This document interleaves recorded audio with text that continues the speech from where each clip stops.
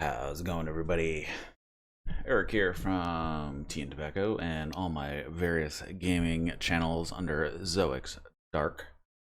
Thanks for tuning in this Saturday afternoon. We are going to be having a little bit of a tea time, maybe a cigar in a little while, but you know, kind of chilling right now. I'm going to be drinking what you can find in the corner. I have the Unan Sourcing Year of the Dog Blue Label Ripe Pour.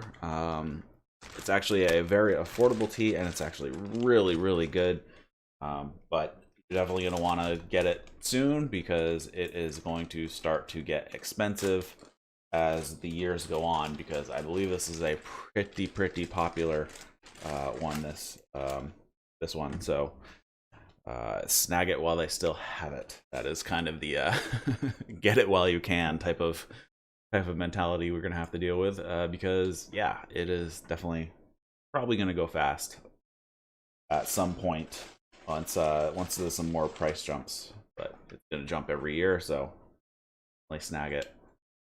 So I'm guessing that's Pavo. How's it going? So those who might be new to pour teas or anything like that, especially on my gaming channels and whatnot, it comes in a compressed cake like this. So they take all the tea and press it. We can talk about different types of tea in a little while, but that's just what we are dealing with today. So where is my scale?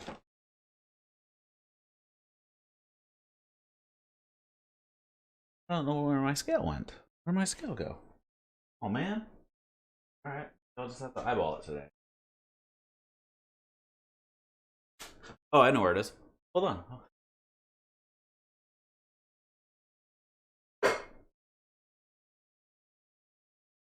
Got my scale here.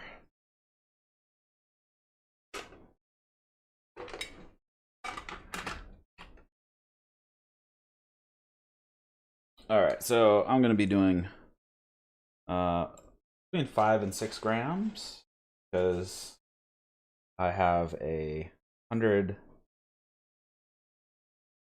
milliliter gaiwan that I'm going to be using, so I like to go roughly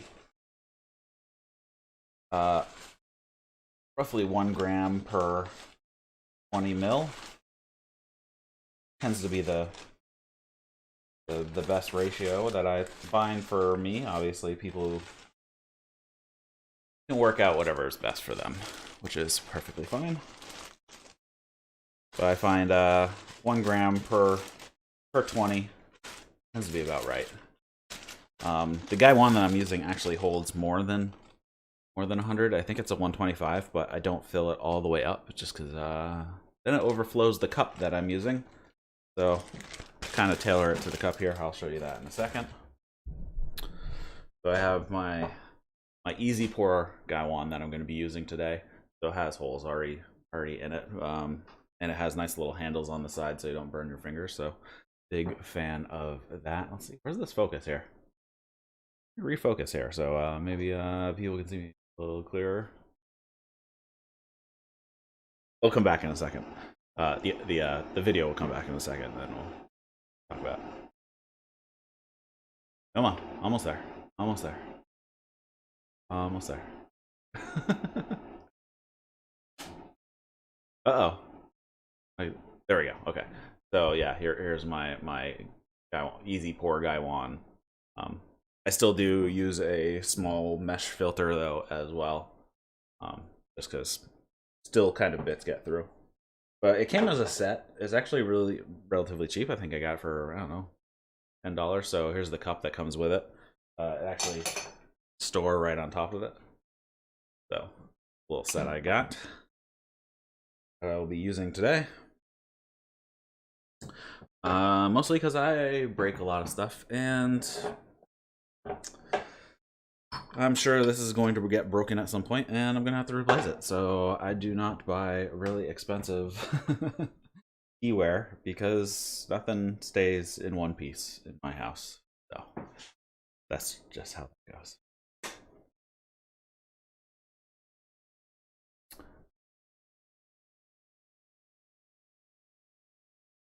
Running okay.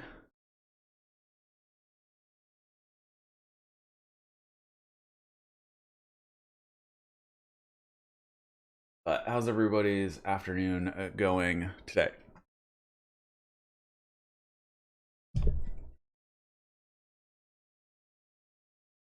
I keep getting the weirdest notifications and like total bot people putting stuff on my channel or on in like the comments, which is really annoying. It's like you didn't even view the video, you're not subscribed. It's like why am I going to like your page? I don't even know who you are. Okay. They usually end up, those accounts usually get deleted anyways because they're just bots running out there. Alright, let me make sure my chat is actually connected correctly, just in case anybody in the Zoix Dark actually said something or on Twitch or anything like that. But yeah, if you are on any other platform, shoot a message out here and see if it actually pops up. For some reason, Pose did not, and I don't know. Oh yeah, it does help if I actually show it. There we go. Hey, look, he's right there.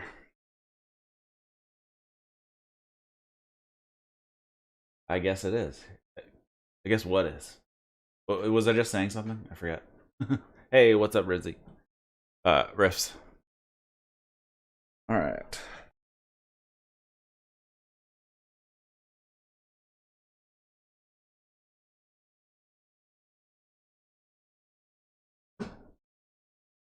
Make some room up here. I'll work up here.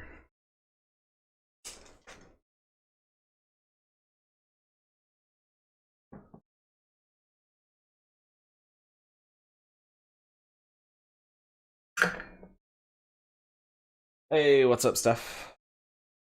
And or Skip.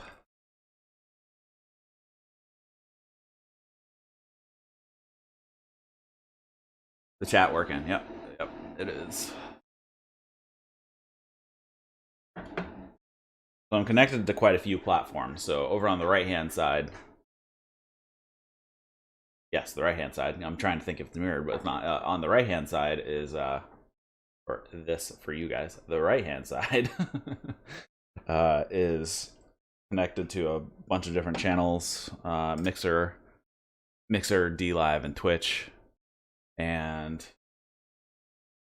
this side is connected to Tea and Tobacco. So this stream, mostly this stream is just going to be about whatever people want to talk about, either regarding to video games or to Tea and Tobacco related topics. I'm probably going to be just working on some editing as well. I'm not sure if I'll be showing that, but I will be doing a little bit of editing because I have a lot of video to edit.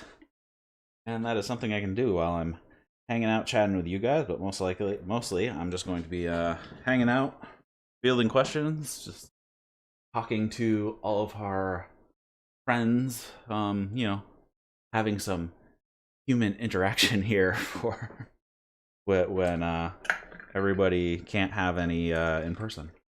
Always fun. Have I ever had Longjin Pour? No. I didn't know that they made do they is it actually poor or is it just aged Longjin? This one is YouTube. Pretty good connection, got no lag. Sweet. Hey, what's up? What's up, DJ? I saw you sent me something on Discord. You just sent me one word, I think. Today, so it's up on the screen. It's Unan Sourcing's 2018 Blue Label, Year of the Dog Blue Label. It's a ripe pour.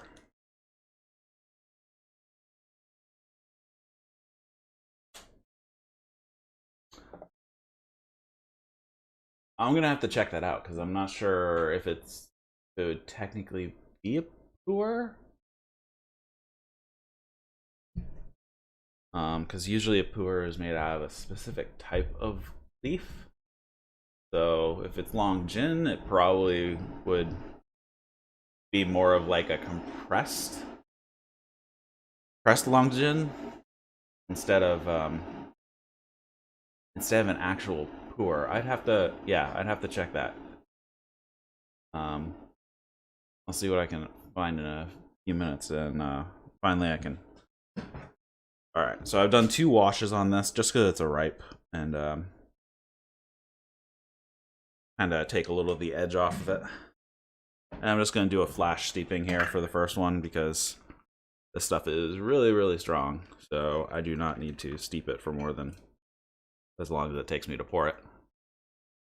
Riff's got 3 wins today. How long am I streaming for? As long as people are hanging out and engaging with the stream, then I will pretty much be streaming. I don't have any set plans at the moment.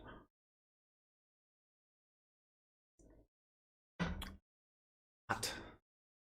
Burning my fingers here. Yeah, so this easy pour Gaiwan it's really nice. It's really nice and thick. It really holds heat really well. The only problem is that the cup that comes with it doesn't hold the amount of water that this holds. So yeah.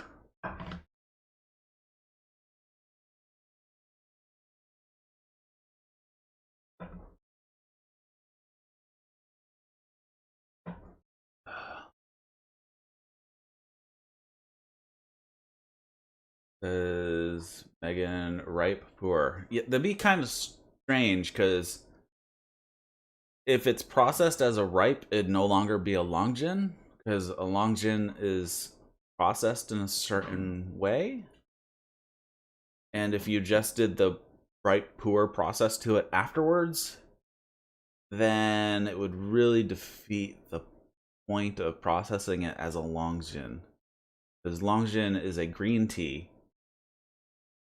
But if you're going to ripe process it, then it's going to be completely different on the other side, and it wouldn't resemble a long gin at all. The only difference would be is for most pours, they're going to just let it dry naturally first before they do the ripe process, and with a long gin, they're going to do the green kill right away. Oh, long gin is a brand, I believe. A long gin is a type of is a type of green tea. It's usually called Dragon Well. So that in English it's usually called Dragon Well or something along that line. But yeah, long gin is actually a type of green tea. So long gin could just be the brand. But that'd be very strange to use a very famous, it's one of the famous green teas from China to to use a famous tea name as your brand name would be very, very confusing. Hey, what's up, David? How's it going? Hey, how's it going, Tony? Good to see all of you. So when it's ready to serve, you could put a little cup on top to keep temperature.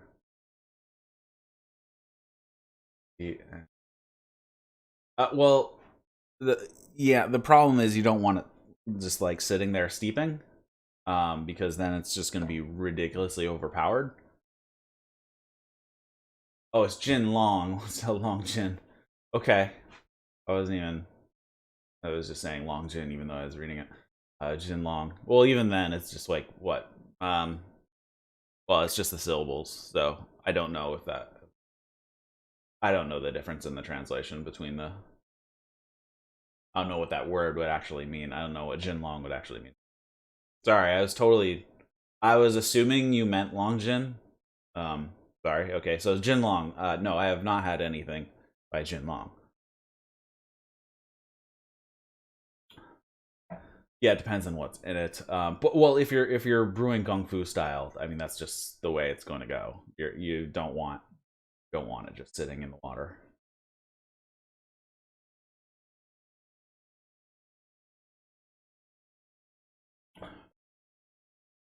Yeah, so I mean, if you're doing Gung Fu style, then especially with like this ripe is super powerful. So it's gonna be extremely better if you let it sit. Because like I said, I just did a flash steeping right here. I poured the water in, poured it out, and it's strong. Just the brand name. No. I have not had a Jin Long pour. You check out their brand here. Let's check out Jin Long. Oh, it doesn't come up in Google, so that's something. Jin Long Tea Factory. Oh, from Amazon. Okay. Yep. I found you here.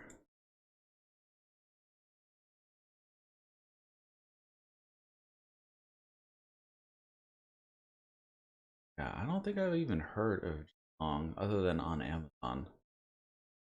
I'll have to look into them more to see if they're just some marketed to the West, or if they're produced in Shanghai. Yeah, I'll check them out.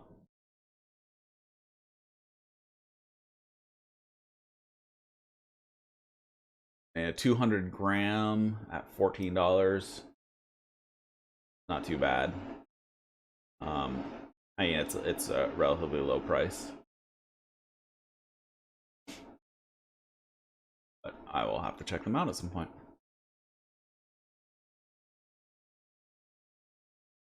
They keep sending you coupons.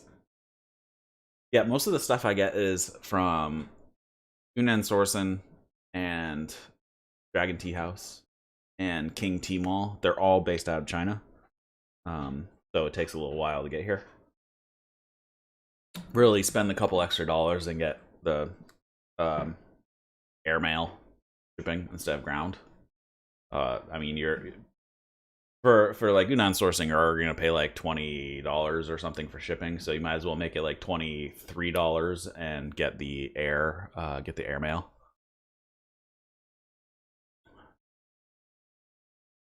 TJ, you want to French press it for 20 minutes? Yeah, that's gonna be very strong. But yeah, you definitely spend the extra few bucks to have it airmailed if you're ordering from Dragon Tea House or Yunnan Sourcing or King Tea Mall.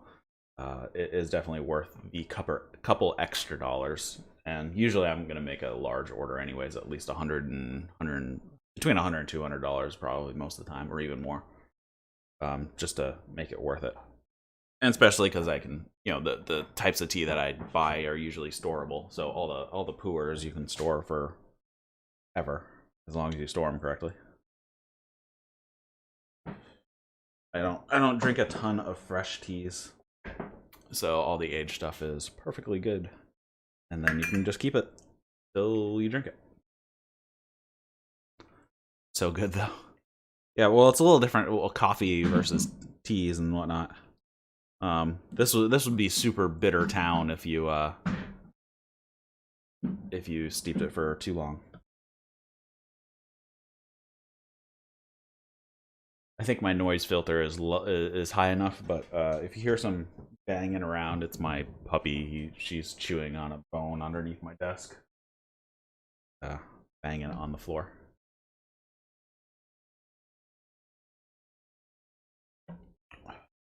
Oh man, spilled some on my. That's bad. Never been a fan of hot tea, mainly sweet iced tea. Well, you need better tea then. You're not a fan of hot tea, then you need good tea.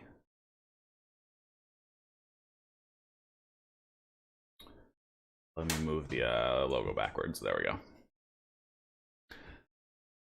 How do you store pu'er? I have a bunch. Personally, I store it in a cooler, just like I do cigars. Store it at 70% relative humidity at 70 degrees Fahrenheit. Uh, so basically, store it that same way. Really, how I so that's kind of like the stable way to do it. Basically, what I do is in the winter, I will put more, um, a little bit more humidity into the cooler that I'm using. So it'll gain through the winter because it's actually really dry, and I'm not worried about it getting too warm. So mold isn't really going to be an issue. But then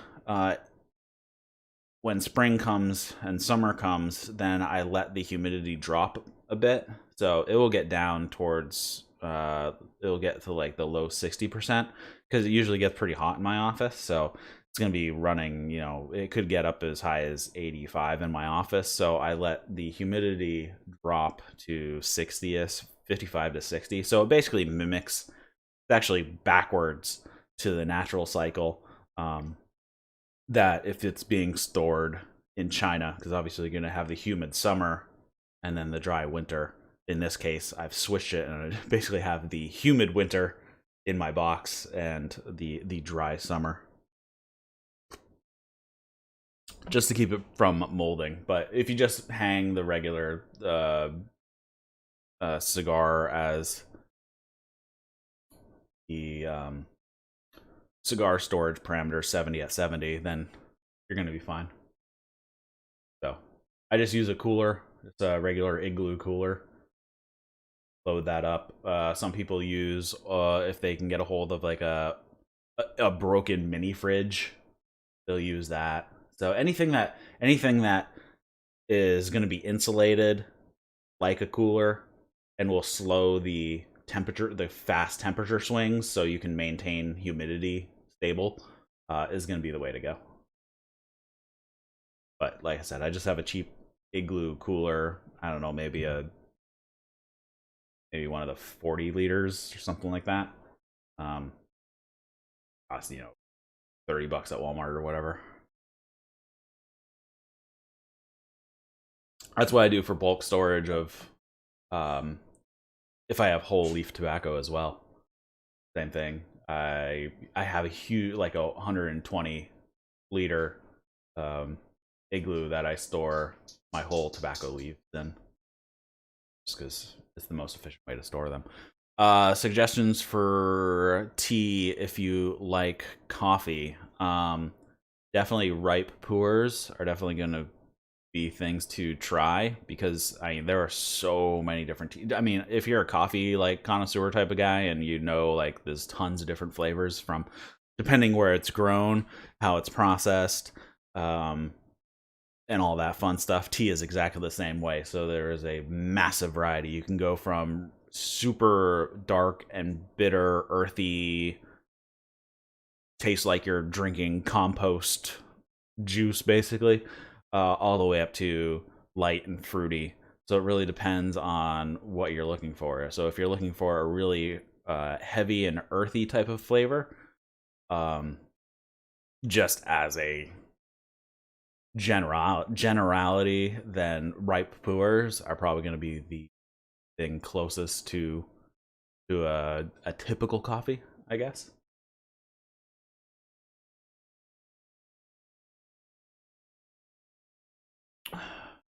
Light and fruity sounds like.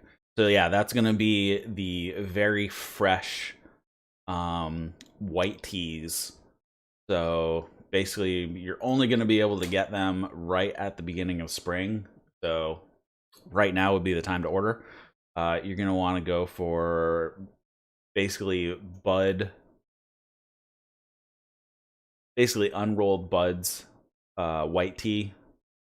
That is probably going to be the way to go if you're looking for a kind of a light and fruity for tea. Compost juice. Yeah, well, some of them do take. Well, they technically are putting it through a light composting process by.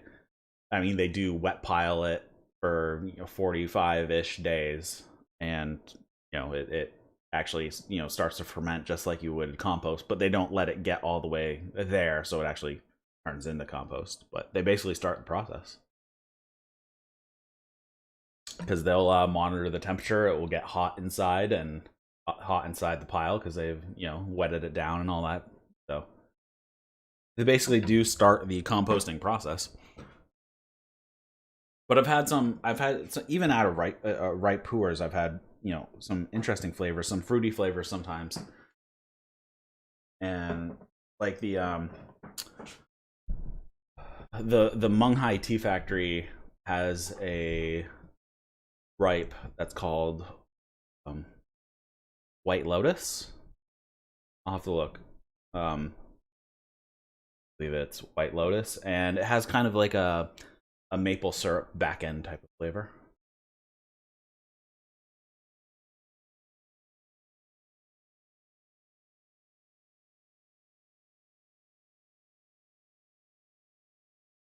You like a pour with lion mane and turmeric mix and shake it up with a little cream. Very coffee like. I don't drink coffee. Interesting. That yeah. I have not heard of people putting cream in their pour, but you know, whatever floats your boat, I guess. That is up to you. All right, let me adjust this chat a little bit because running down here. Ever tried gunpowder tea? Yeah, I don't like it. I'm not a fan of it. I don't like the really a lot of it. Well, most of the ones. I've tried a couple different ones. Obviously, they're all going to taste slightly different, but I think they taste too much like lawn scum. I don't know. It's just, they're just like way too vegetal, like chewing on the clod of grass that you wipe off the bottom of your lawnmower.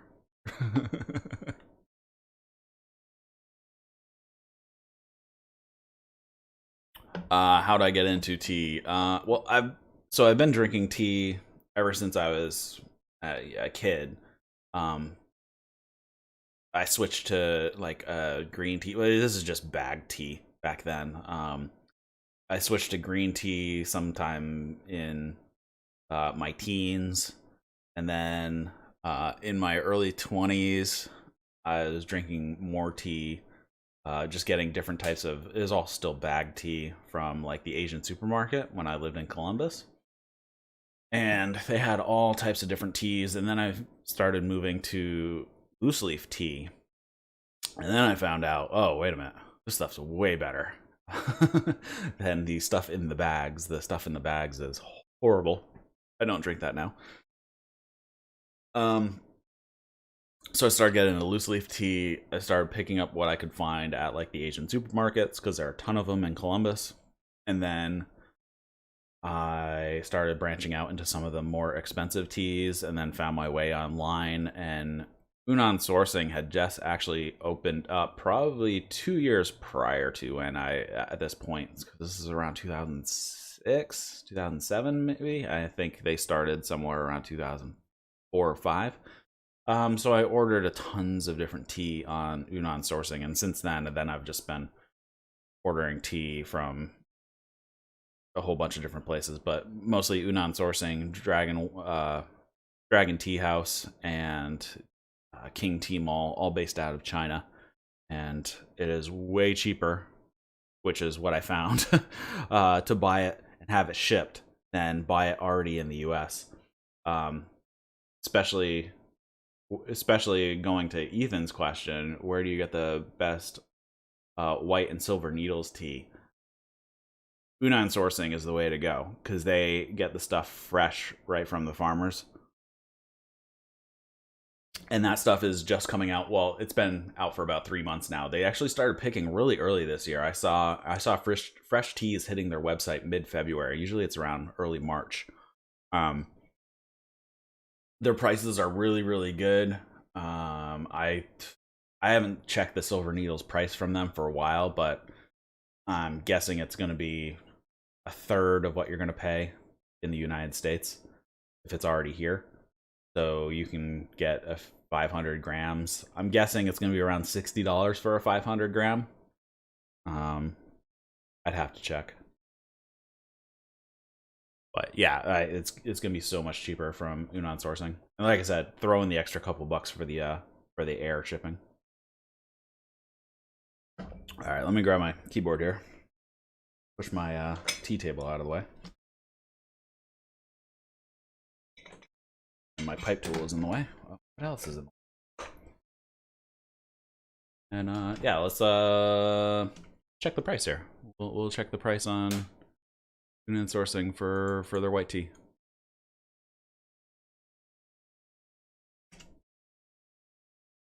Unan sourcing 2020 spring. 20 spring teas, white tea. Ready to go. Spring white. Loaded. You should trade. I should trade what? Let's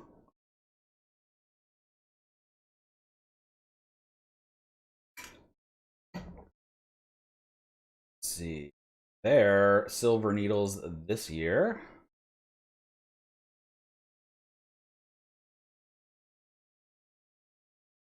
They're imperial grade silver needles. I mean, I don't have that much tea.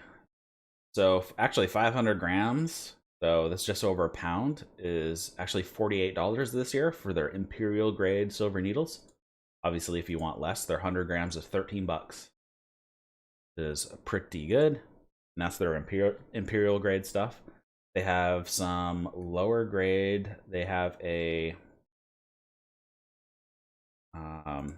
slightly the lower grade. It's silver needles of Fang King, which is actually it's about the same. It's $45 for 500. But yeah, that's the place to go. They have all types of stuff. But as far as DJ, the early spring sun-dried buds wild pu'er tea is really, really fruity. That is definitely the tea for you. It is definitely one of my favorite white teas. If you're just looking for something nice, light, and fruity, it actually makes really nice iced tea as well. You don't even have to put sugar or anything in it. It has a nice, mild sweetness to it. Yeah, it's really good. What other white teas? Actually, so they have Bai Mudan out already as well. Do they have Shou Mai yet?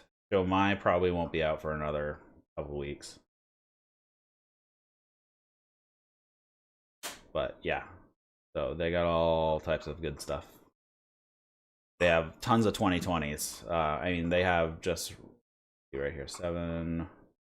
They already have 10 white teas out this year that were already harvested this spring. They have a ton of green teas, I'm guessing. Waiting to get that page.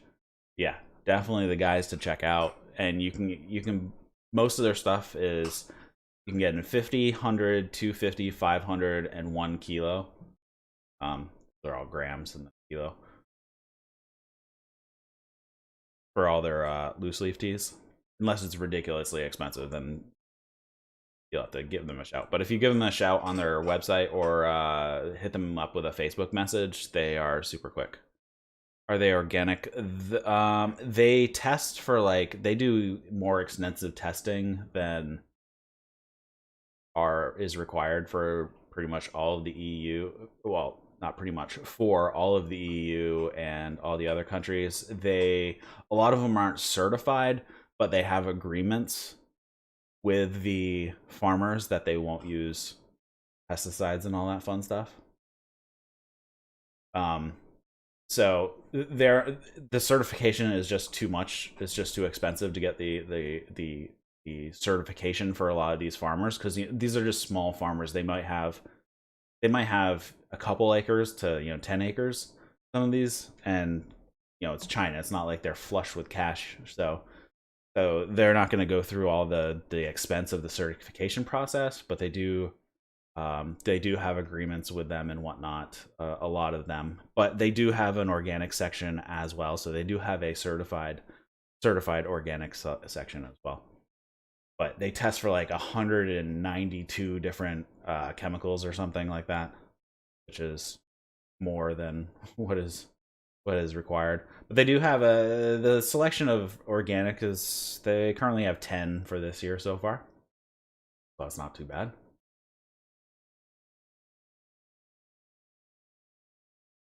What is this site? Yeah, I will drop it into the chat here. Let's see if it'll actually go everywhere.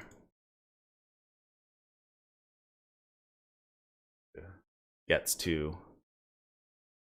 Oh, it did go to Mixer, so that's good. Oh, good to go to YouTube and to get into the Tea and Tobacco chat. So I just pasted the website into it, but yeah, it's. You're tipping for my son because he has autism. Well, thank you very much. Does are they watching the stream, hanging out with us?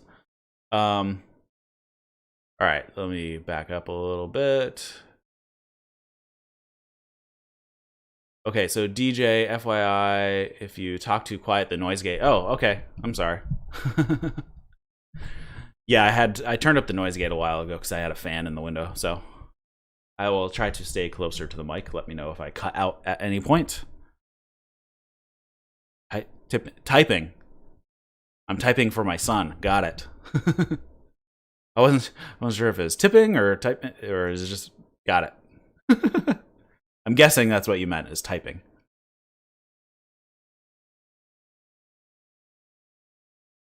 What's up? I see all of the little emotes that you're putting in there. How's it going? All right, what were we talking about? The growing season. So in China, we'll just stick to the Chinese growing season because that's what I know the most about. So you're gonna have picking all through the year, even into winter, depending on the location. But obviously, a lot of the places are in the mountains, so they're gonna have harsher winters than if you're down in the valley or something like that. But most of it's gonna be around.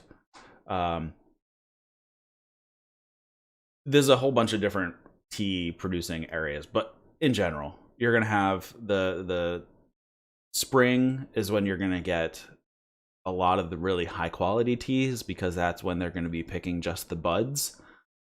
So they're actually going to pick the leaves before they actually unfurl, and that's how you get the silver needles tea, because it's the leaf has grown out, but they pick it right before it unfurls into a nice regular leaf.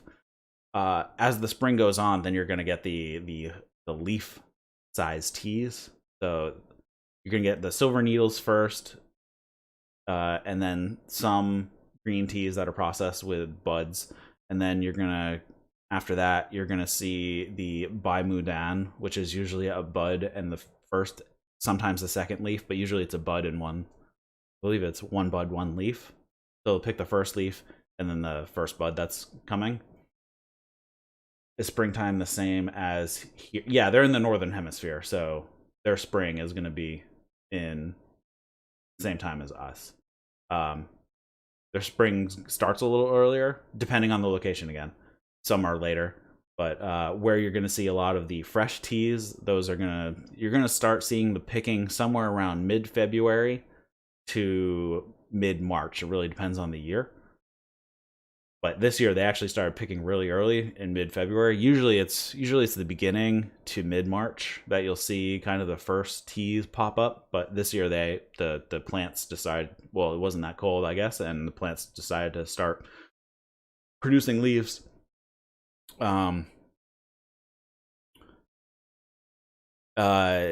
Yes, it is. Okay, so DJ, I'll get back to the growing in a second. DJ, it is under the spring 2020 under white tea, and then it is called the pure bud sun dry, something like that. The pure bud, the early spring sun dried buds. that is the stuff that you're going to want to try because it is nice and fruity. Also, that first one on the page, the purple sweet yabo, is really good too. If you check out if you head over to my YouTube channel, I think I've done reviews on both of those on the Tea and Tobacco channel. So you could check those out to see kind of my tasting notes of both of those on the Tea and Tobacco channel. All right, so they'll pick, into the spring. The summer usually don't see too much teas coming out. That's probably mostly when they're gonna start picking. They're gonna start picking the larger leaf varieties, especially up in the mountains. And that's where they're gonna be picking all types of stuff for like the pu'er. So they're gonna be picking the gushu on the wild grown trees. And I mean, the wild grown trees, you can have leaves, this big or even bigger because they've just been growing wild for 600 years or whatever. So you have some really, really old trees with some very, very large leaf. And then they'll do another picking in fall. It's usually not as heavy, but you can get some more robust flavors because they'll have been receiving nutrients all summer or whatever. But the biggest season is definitely going to be the spring. That's when you're going to get like your really high quality fresh tea. Not that the autumn teas are not high quality as well. It's just different flavors. They're going to be a little more pronounced and they're not going to be as fruity. They tend to be a little bit more minerally. Of course, these are all just generalizations. It's gonna vary from tea to tea. So really, it's try some spring teas, try some autumn teas, try some winter teas. It's all over the place. So you just gotta try everything. What's the difference between tea grown in India and tea grown in China? The tea grown in it's so usually it's the same plant, though. Actually, back up. It's usually not the same exact plant. It's a different cultivar that's grown in India. It's usually Samaka, grown in India. They do grow some of the same. There's only really like two main cultivars. Cultivar is probably the wrong species. I should say species. It's a slight variation off of the regular tea that you see in China. It's fairly speciated, but they grow a slightly different tree, and then they process it completely differently too. And it's grown in a different climate, which is gonna change it greatly. But you'll see a lot of the black teas. You have the Darjeeling and whatnot. But I mean, it's a slightly different. It's barely speciated. China does have way more variety, at least in the India is getting a little bit more variety too, especially along the where the two countries are closest. There's some crossover, so India's getting a little bit more variety, but you don't see a ton of variety out of India because they were late to the party. On the grand scale of things, they've obviously been making tea for a very, very, very long time, but China has been doing it for even longer. So they have been doing all the processing and stuff. So they've just kind of developed their own processing, which for the most part, I think the processing and the climate are going to be what's going to differentiate it the most. There was actually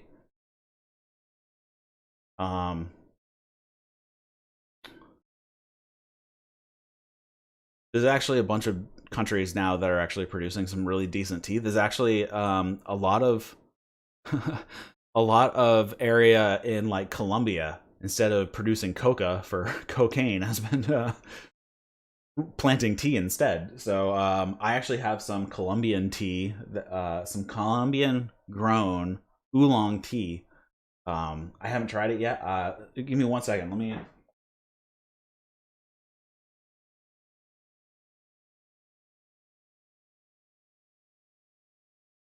So I got a variety of teas from like all over the world because I was curious how all these different teas tasted. So I have an India black tea, so that's pretty normal. I have an oolong tea grown in Vietnam. Also, I got some black tea that's grown in Georgia, the country of Georgia, not the state of Georgia. Uh, I got some tea actually grown in Maui. I have some Australian tea, some Kenyan hand rolled oolong, some stuff grown, some golden tippy black tea from Colombia, and some sticky rice oolong from Thailand. So the tea is starting to be grown in a lot of different places, but still processed the same way. So I'm curious how it's going to go. India is way more concentrated on commercial. Yeah, they're definitely more on the commercial level. Sri Lanka less, and South America is starting and doing very well. Yes, so I'm looking forward to seeing what comes out of, especially the South American countries. Um, I would assume, especially like Bolivia, Brazil, Colombia, Argentina, and Chile, especially in the mountains of those regions. I bet they could probably produce some pretty nice tea, especially if they get the processing down. If they have people, tea masters from China come over and process their tea there. I bet we could have some pretty interesting teas, not just coming out of China.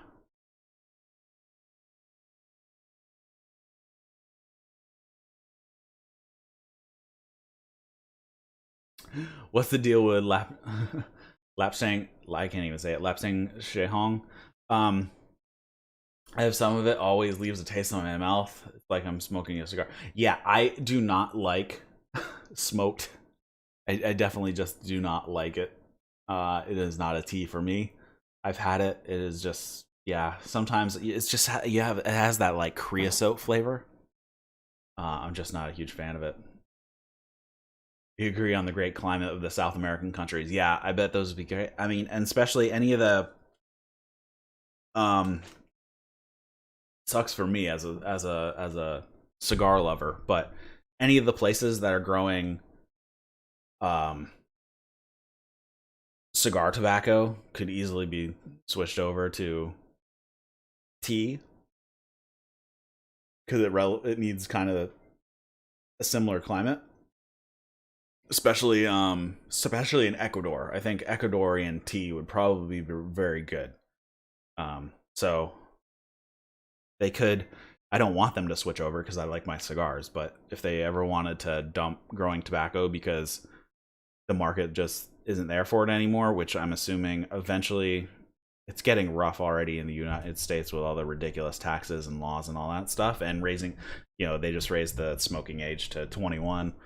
Eventually, I'm sure it's gonna crash at some point, so they could definitely move over to tea, especially if tea gets a better um, better foothold in the U.S. and maybe replaces coffee instead. I mean, obviously, the U.S. is very, very partial to their coffee, so I don't know if tea is ever going to become the mainstay at some point, but I think it's just an educational thing. The variety is out there. It's just people need to explore it a little bit. And coffee, I think, is a little bit of a more grab and go type of drink, where tea tends to be a little bit more of a sit and relax type of drink. And obviously, if you're doing like gung fu style and whatnot, it's kind of a ritualistic type of a deal. But this right tea is really, I don't know how many infusions I'm in. Probably what, 4 or 5, and it's still going strong.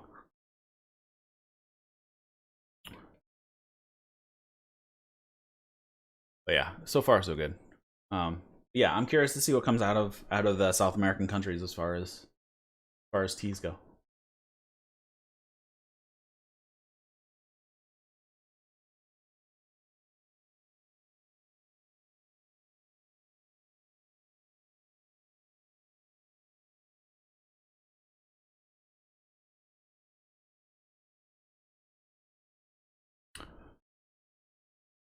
Oh, what else is going on out there? I might grab a cigar in a minute to enjoy with my tea. But I do have a lot of editing. I always do some of that too. Do you happen to check the medical effects of these herbs? Well, it's only one, so there's only one leaf. It's just all processed differently. But no, I don't bother checking the medical. I'm sure a lot of it's probably a little bit is overblown. What are you doing? Sorry, my dog is wandering in. Sure, she's okay. You okay? Good. She might hear my wife. I think she just woke up. As far as the medical claims, I don't really look into them. Like I said, I'm sure many of them are overblown. As long as there's nothing major that it says it's detrimental, then I am okay with that. As long as it's not detrimental, I'm all right. If there's positive, great. If it's neutral, then fine. Not really. Yeah, I just drink tea, like it. Ever try rolling your own cigars? That's what I do. Yes. Actually, I've done a few live streams where I rolled my own, where I was rolling my own. Yes, I do roll my own. I have my own personal blend that I like. Is a 6-country blend from Brazil, Colombia, Honduras, United States, Cameroon, and Dominican Republic. Oh, it's a 6-country blend that is my favorite because I blended it and it's specifically for me to enjoy because I put exactly what I like into it. So yes, I do roll my own. I would like to get a larger mold.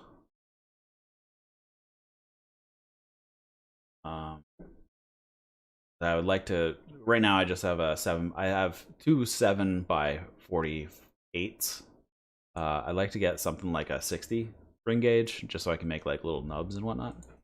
That would be cool. Wrapper Cameroon. Cameroon wrapper is definitely my favorite. Hey, get down. Come on. What are you doing? You want up in the chair? Hold on. I gotta take care of this.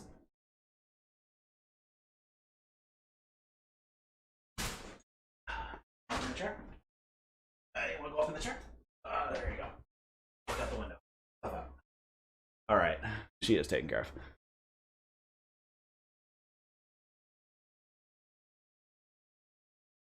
Yeah, well, I mean, obviously tea has caffeine in it, so you're gonna have, you know, we all know what caffeine does.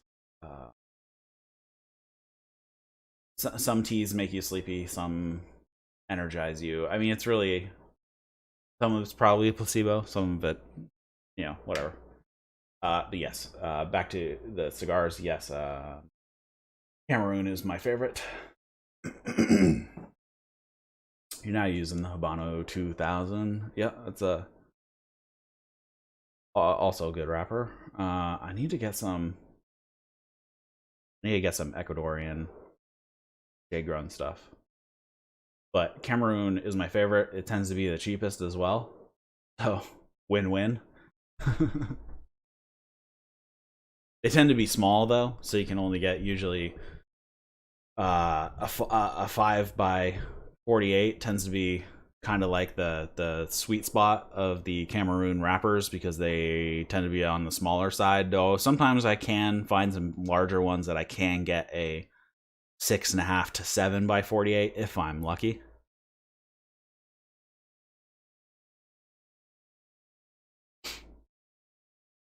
Don't know about the tea and iron thing.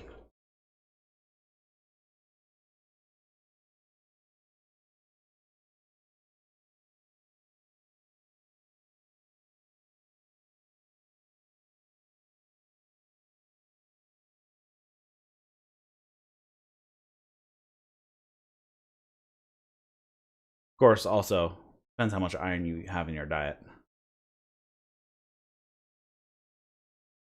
You live in the same city as whole leaf tobacco? That's awesome. I mean, I'm in New Hampshire, so leaf only is closer to me, technically.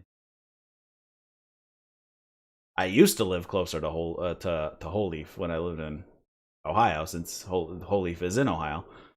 But leaf only is in Connecticut. I mean, I'd still just have them ship it to me anyway, so I don't have to pay all the taxes. So the sales tax and whatnot, because there's no sales tax in my state,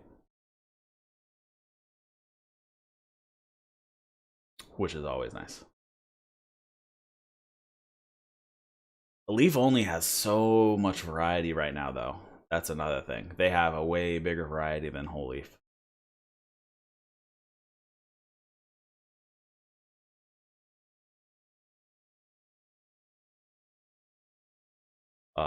And also, I tend to buy enough that I get the wholesale discount.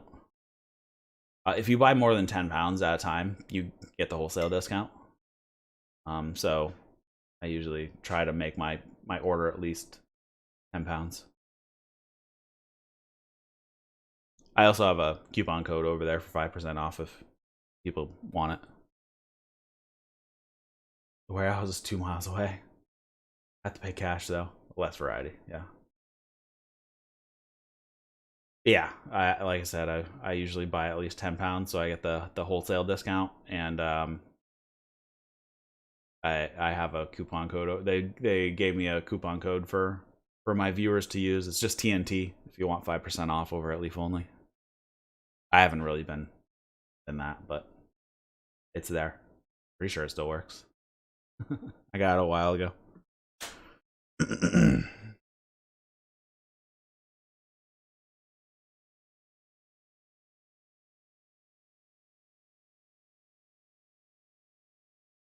And if you're gonna do some like pipe varieties and whatnot, both of them are pretty decent with kind of pipe varieties, because both of them carry Perique now, and Latakia. So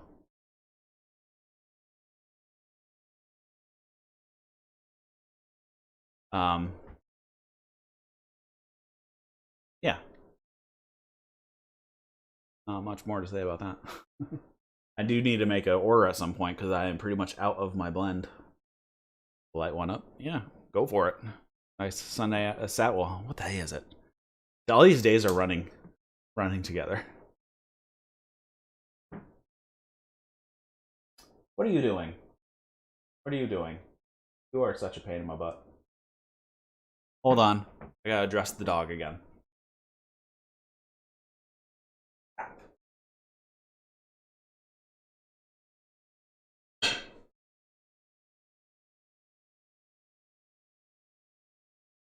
Licking off my breakfast plate. Put down.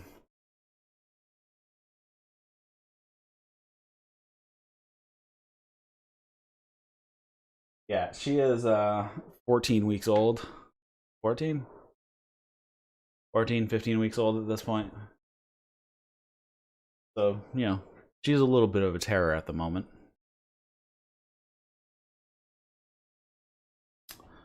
But what are you gonna do? I will get her in just a second. Her name is Chloe, and she is a golden retriever.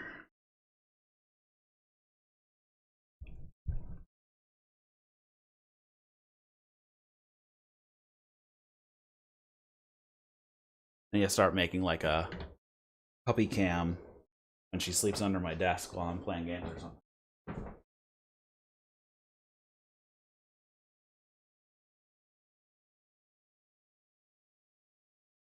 This is Chloe. Hi. Hey, hi to everybody.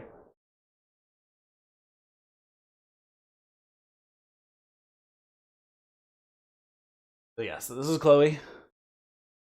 She is 14 weeks old. Hi. I know.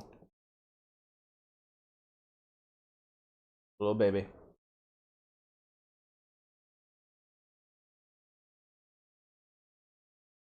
So far she has not been too bad. She hasn't been like a super terror. She was pretty easy to potty train, although sometimes she still decides, hey, I'm not gonna wake you up and I'm just gonna go in bed.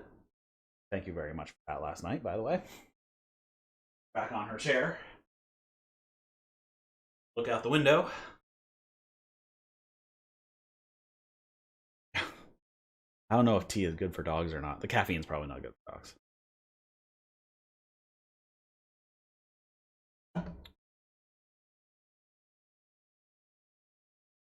But yes, she is our quarantine puppy. Drove a very long way to grab her. More of a wife, hey, we're getting a dog type of deal, not as much as, hey, you want to get a dog? Because we're getting a dog. I should say another dog because we have two. We have two small dogs. We have a wiener dog and a chihuahua. But hey,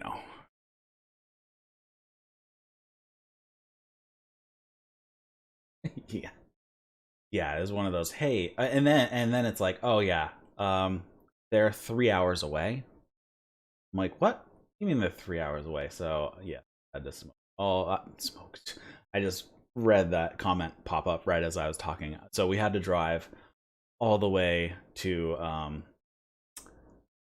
I almost drove to the Canadian border. Literally, we were on a road that the houses on the right side of the road were in the United States, and the houses on the left side of the road were in Canada. So that's how far up in Vermont we had to drive to get the dog. Which we are all the way on at the south border of New Hampshire. So that's a long drive, bit of a drive. So we had to drive, a total of 6 hours to get her. Um,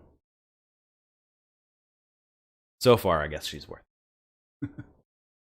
So I smoke caramel cob pipes as well as briar. Yes, but not very often. Pretty much the cobs are only for aromatics that I do reviews on,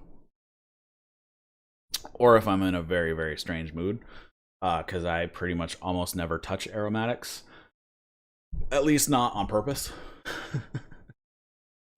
um, Lactakia based blends and other non-aromatics are the stuff that I stick to the most. But yes, I do have a bunch of cobs. They're all labeled on the bottom for like the kind of the base aromatic topping that they have. So I have, like a one pipe that I use for chocolate based stuff, one for coffee, one for rum and whiskey, and one for berries, or well, cherry, and then other berries, and then vanilla. I got one for vanilla.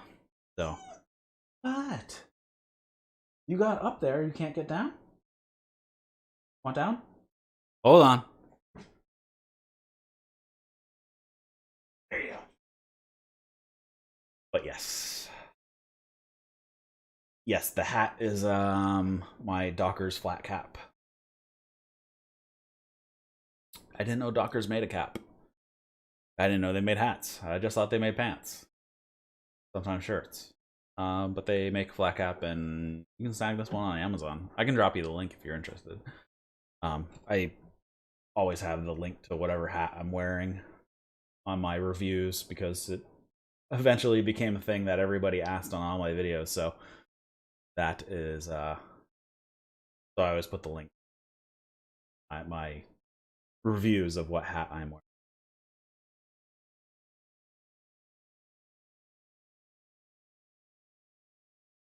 You're a big hat guy. Yeah, I'd like the link. Yeah, give me 2 seconds. I have it all saved in a text file here, and I will drop it for you. Tobacco.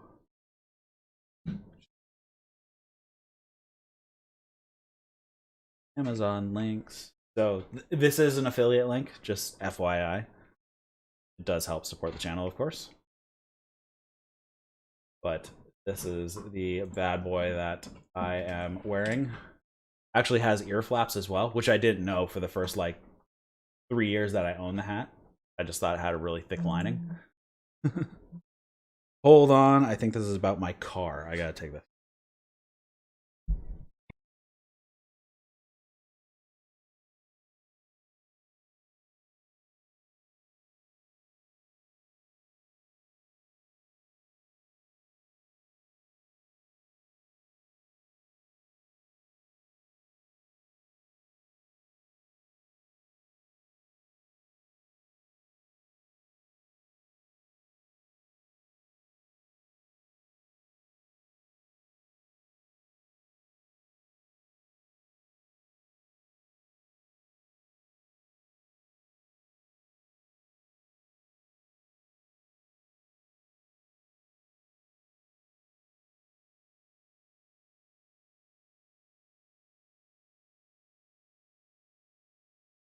Car was in the shop. We had to get our tires put over. But yes, yes, I always put the flat caps that I wear in the description because everybody asked all the time because I always am wearing a flat cap. At least in all my TNT videos. I think I've worn a baseball cap, but I'm always wearing a hat, mostly because I'm going bald, which really sucks. So you can see if you go back to my really early videos, I had long hair like down to my shoulders, and then a couple years ago I just buzzed my head, so suddenly the long hair disappeared. Mostly because I'm going bald like directly on the top, and I didn't want to have a skullet. So stick with the hats. Stick with the hats.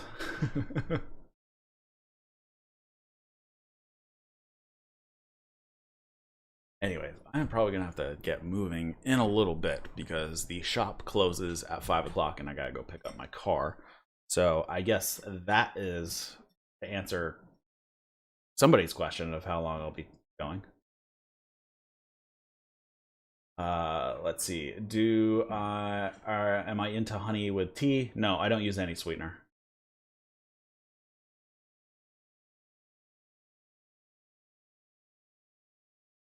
Yeah, if the tea requires sweetener, I don't drink it.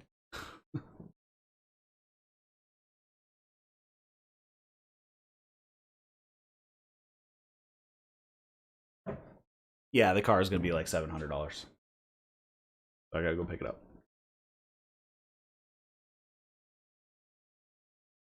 We had to have the tires switched over from winter tires to our summer tires, and then the rear brakes, calipers, rotors needed to be replaced, so that got that got taken care of. I probably got another 15 minutes. I probably got to let my wife know as well. Yeah, I will probably be on. I might pop on again later tonight.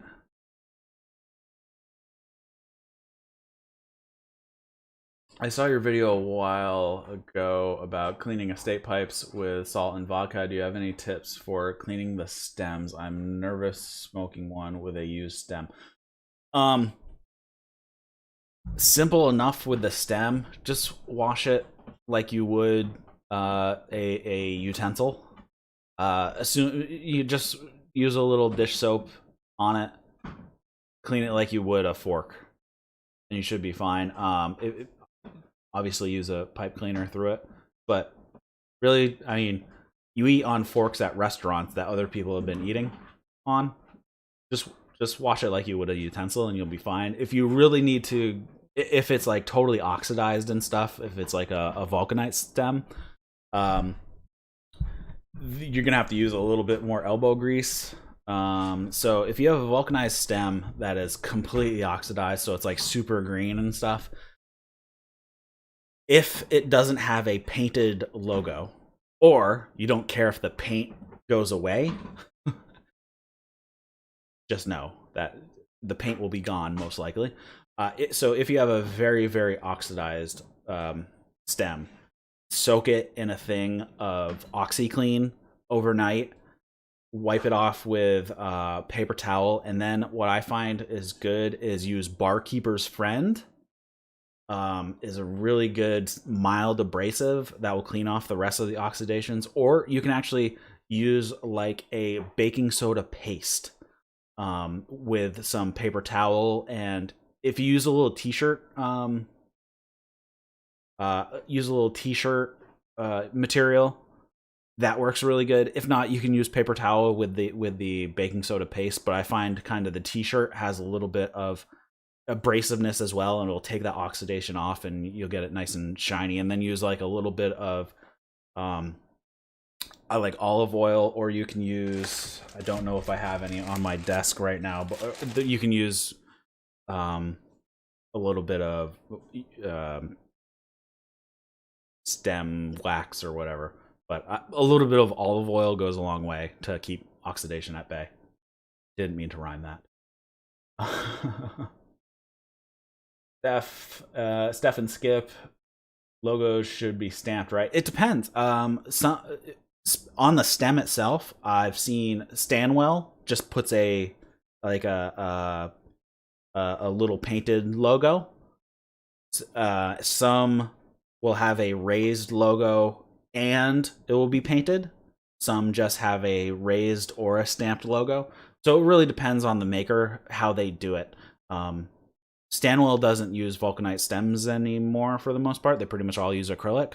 So you're not going to have to put it in OxyClean or anything, and you shouldn't be wiping it off. And also, I have put my Stanwell stem in OxyClean and various cleaning agents, and whatever they use for their ink stays fine.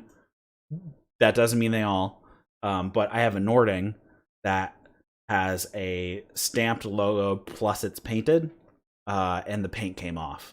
I didn't really care. It was a cheap Nording anyway, so I don't really. The stamp is still there, so I'm cool with that. But if you're okay with the color possibly being removed from the marking, then go for it. Obviously, some will use inlays, like little inlaid dots. Those aren't going to go anywhere. But if it's actually painted, it has some sort of ink or paint, it could get wiped off.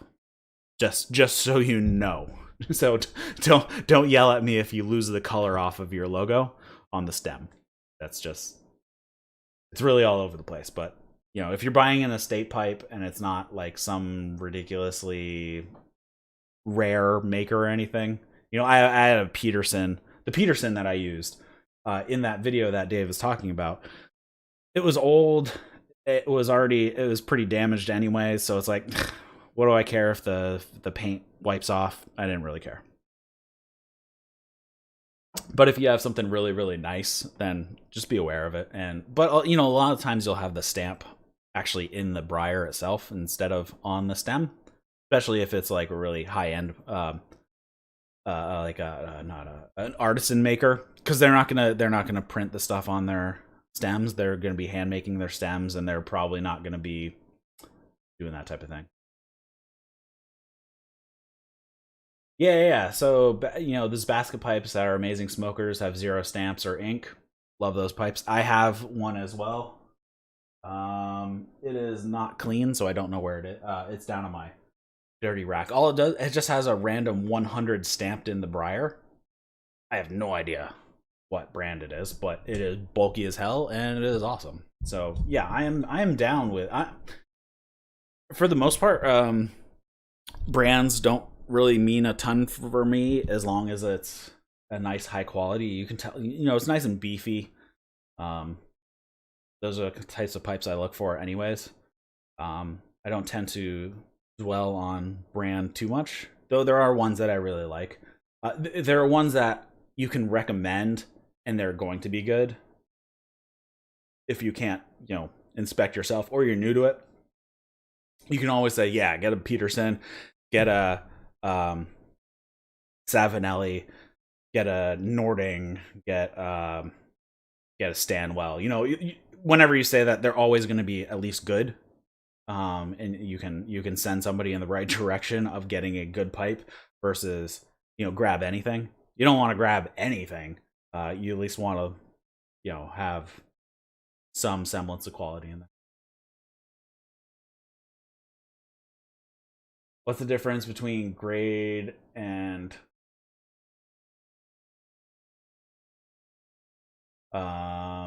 difference between grade and, are you asking what the difference between grade and quality is, or are you asking what the difference between the rating is? Grade and quality are usually the same thing. So using those, we'll go with using them as a synonym, and you're just calling it two different things, meaning the same thing. It really depends on the pipe maker, but most of the time, the lower grade stuff is there might be sand pits in it, because the briar that is used for pipes grows mostly in the Mediterranean area, and it grows in very sandy soil. So that sand gets into the briar, and the burl that develops for, yes, it's not finished quality. It's actually usually it's the quality of the wood, but it's going to come out in the finish. So it's a little bit of both. So it grows in the Mediterranean. The briar grows, and the burl that gets used for pipes grows right at ground level, right where basically where the stem of the plant is coming out of the ground and the roots. So it's basically right between the roots and the stem. That's where this specific type of burl grows. And because it's right in the ground, sand gets in it, and you find little sand pits. So sometimes there's tiny little holes inside the briar. When they're finishing it, there'll be a little hole. There'll be a little kind of black mark with a little hole in there. Sometimes they'll use fill. So you'll see like a little thing that just it doesn't match the wood, and you can tell it's a little bit of like a putty type fill. Those are definitely going to be lower quality because they had to use fill for those. A lot of times they'll just sandblast them or rusticate them in some way to because the wood isn't of high enough quality to be able to justify a smooth finish. And then once you get into the smooth finishes, it's all going to be about grain structure. So does it have a really straight grain? So maybe if you have a pipe that's like this, is all the grain perfectly like aligned with the direction of the pipe? Or if it's bird's eye, which is going to be turned on its side, you're going to be looking down like the little tubes that grow. So if it's really high quality bird's eye with no fills, there's no sand pits or anything like that, that's going to determine the quality, or I should say the grading of the pipe. And it's going to be a lot more expensive, especially if it's a nice smooth finish and the grain structure is excellent. That is where the cost comes in.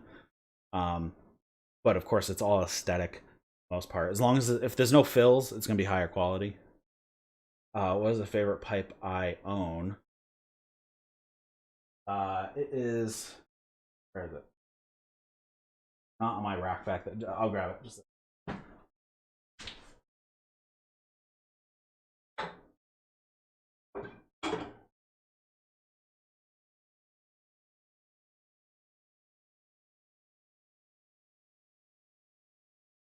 So I actually have. So there's 3 pipes.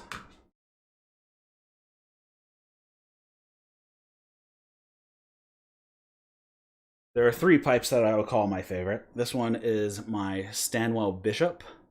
I think my wife bought this for me. I think it was my 30th birthday. She bought me this, and it is definitely one of my favorites. This is the one that does have a painted logo on the stem right here. It's worn off a little bit, but no, it's not raised or stamped at all. It's actually just a logo painted on.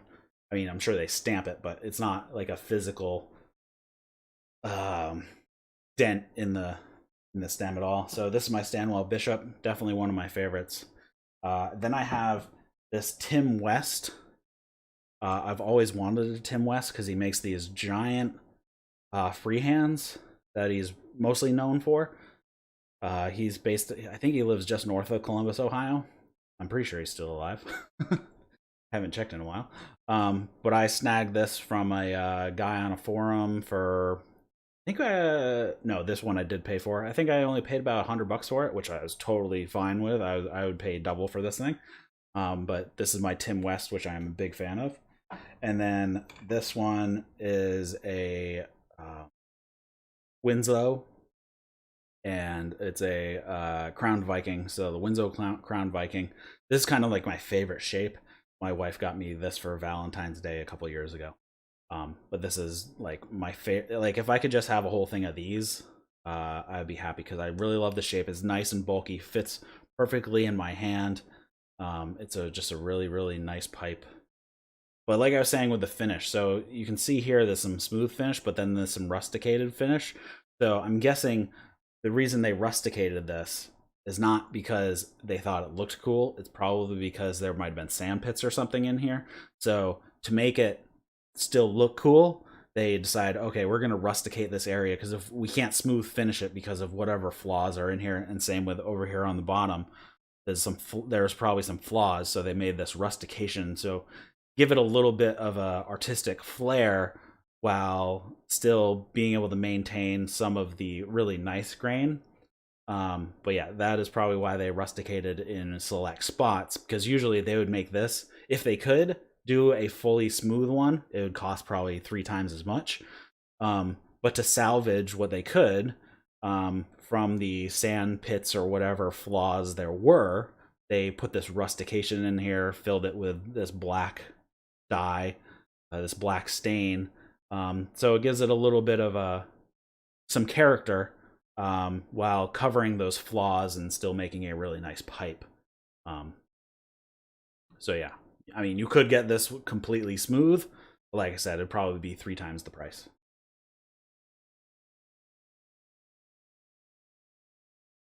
How not to clean a pipe? Don't clean it with soap and water. I guess I don't. How not to smoke a pipe? How not? Yeah. How not to smoke a pipe? How not to clean a pipe? Well, yeah. How not to smoke a pipe is pretty much don't smoke it really fast. Let's see, Steph, estate pipes. What is your highest bid for a basic pipe for high-end brand or name brands? It really depends. I max out under probably $200 would be the highest I would ever pay for a pipe. I definitely want like a Boswell, so that's gonna run me probably around 150 or so on eBay, or even 200 new straight from them. Yeah, it really depends on the maker, but I really like a big honkin' Boswell at some point, because those are just I'm fans of. For the most part, though, if I'm just like trolling eBay, then I'll try to snag like a really nice pipe for super cheap, like $20 or less, which I have done before. I've actually picked up.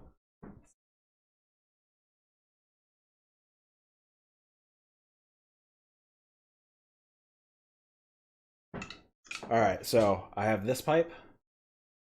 We'll do a little guessing game. I have this pipe, and this pipe. This is a Pipes Unlimited pipe. This is a Pipes Unlimited pipe, and this one was actually, and all 3 of them were unsmoked. And this one just has 100 stamped on the side. So these 3 pipes. Let's take a few guesses. How much did I pay for these 3 pipes? It's nice. I mean, look, this nice size. It's nice Canadian Pipes Unlimited Classic. This is a Pipes Unlimited Special. Has a nice Dublin. Again, a nice big bowl. This thing is nice and fat, nice and heavy honkin' piece right here. This one just has the 100 stamped on the side.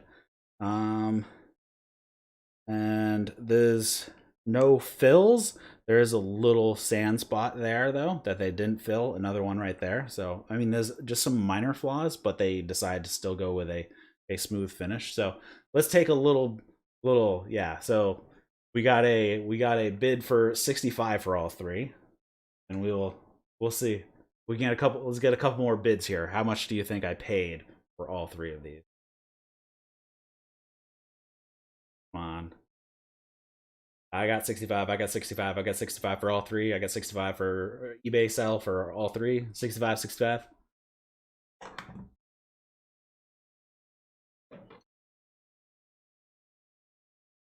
35, 40. I paid $18 for the lot. All three of them were being sold together as a lot. Paid $18 because I was just trolling. I saw it. I put a bid in. Nobody bid against me. $18 for all three of them together.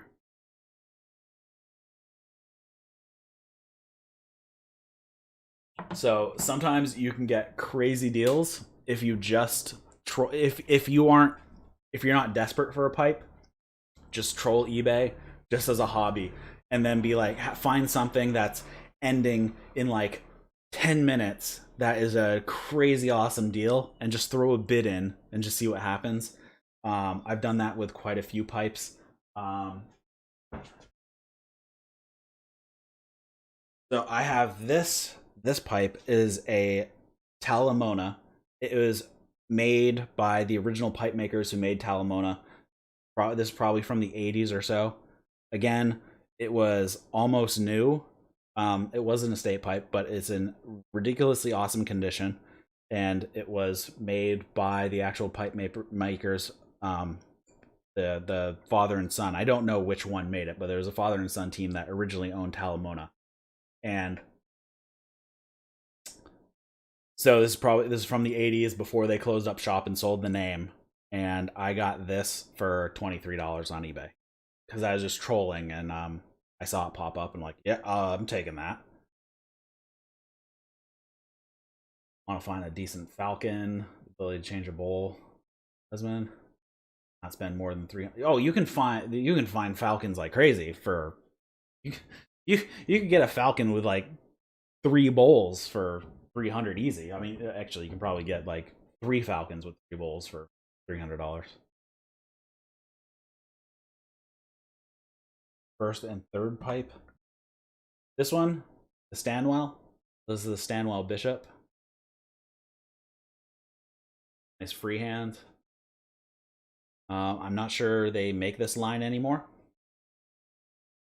And then this is my Crown. This is my Winslow Crown Viking. They definitely do make these still. These are probably about. This one was probably about 150 because it has the rustication on it to cover up the flaws. You'll see them range in this shape from 150 to around $300 if it's a perfectly smooth one. But this is definitely my favorite hand feel. It has just it just fits perfectly in my hand. So like if I could buy a bunch more of these, I definitely would. Gotta go making beer chicken for Mother's Day. Nice, nice. Yeah, I'm gonna wrap it up here because I'm gonna have to go get my car. I will probably be on later. I don't know what I'll be doing. I might be doing some gaming, but I also need to do a ton of editing, so I might just throw on the stream, hang out, and do my editing while yakking with you guys. So okay, so I'm gonna wrap it up here because, like I said, I gotta go get my car because they close at 5, so they close in 40 minutes. Luckily, it's only like a 10-minute drive. All right. Thank you, everybody, for watching. I thought this was a really nice stream. Be sure to subscribe if you have not, and head over to my Zoix Dark gaming channel and subscribe over there. I'm gonna move all my gaming stuff over there once that channel gets bigger. Just because right now, just how YouTube works, you need to have so many subs to even be able to be found in the algorithm. So if you can head over to there, even if you hate gaming, go over there and subscribe to that channel. It'll be a big help. Yeah. Also check out a BRTV. What? Missing something? BRTV?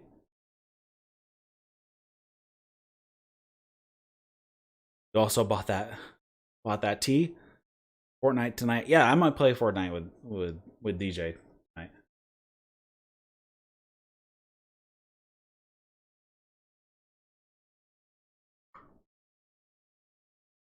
Link is in the description. It should be right in the description. BRTV, I'm listed. I'm listed on BRTV. Interesting. The Zoix Dark channel for YouTube is listed right in the description of this stream. So you can head over there. BRTV. Send me the link for that. I'm curious what you were talking about because I'm not. Here. The YouTube Tobacco Presenter. Interesting. Shoot me the link for that.